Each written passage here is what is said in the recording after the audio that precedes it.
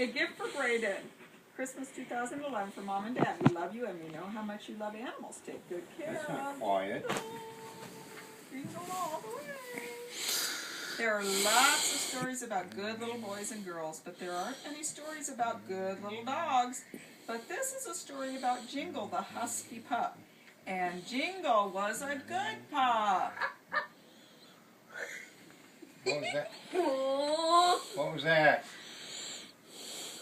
He never made a mess. He never chewed holes in things. He never, not even once, kept people awake at night with his barking. And he always, almost always did what he was told.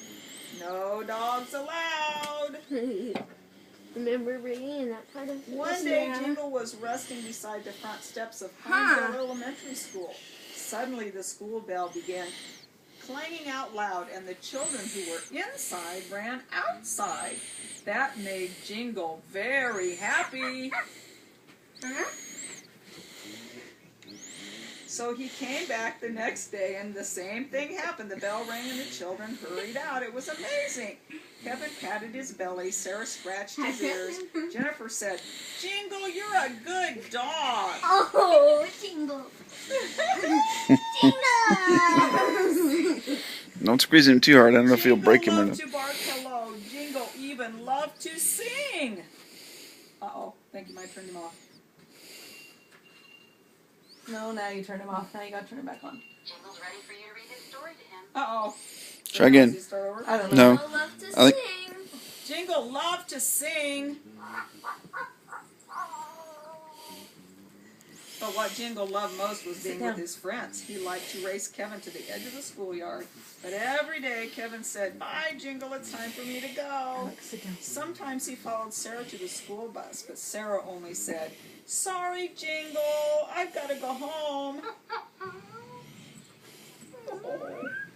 One snowy day, Jingle even dashed all the way to Jennifer's house. Jennifer laughed.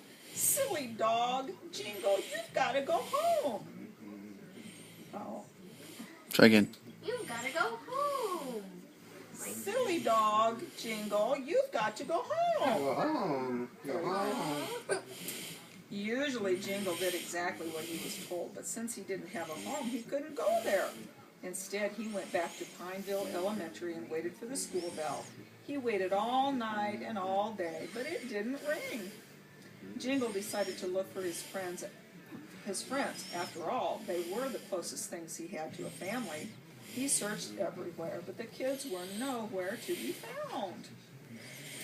Then Jingle remembered seeing a very long line of kids at the toy store. What were they waiting for so patiently? Was it important?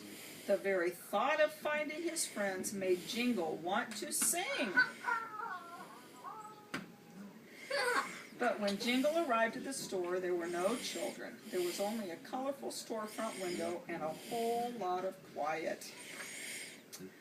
Jingle was tired from all his searching, so he made his way behind the toy store and plopped into the first soft place he found and fell fast asleep. And even though it didn't feel like a home, it was quite cozy. Moments later, someone carefully lifted the bag Jingle had snuggled into. "Well, what have we here?" a voice spoke warmly. "Someone all alone at Christmas?" Placing the green velveteen bag in the front of his sled, the man remembered a letter he'd been given earlier that day from a good little boy in the toy store. "Ho, ho, ho," he said to himself. "This gives me an idea." He wasn't sure what was going to happen, but suddenly Jingle felt very happy. The next morning, Jingle was surrounded by the smell of pine and peppermint. There was a fancy collar around his neck with a bell that jingled whenever he moved.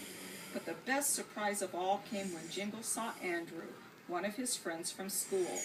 "It's Jingle," Andrew said. "Jingle, you're such a good dog." Jingle, you're such a good dog. The two friends spent the rest of Christmas Day playing together, Jingle's bell ringing merrily all the while. That night, before Andrew turned out the lights in his room, Jingle hopped onto the bed. Andrew said, "Jingle, stay."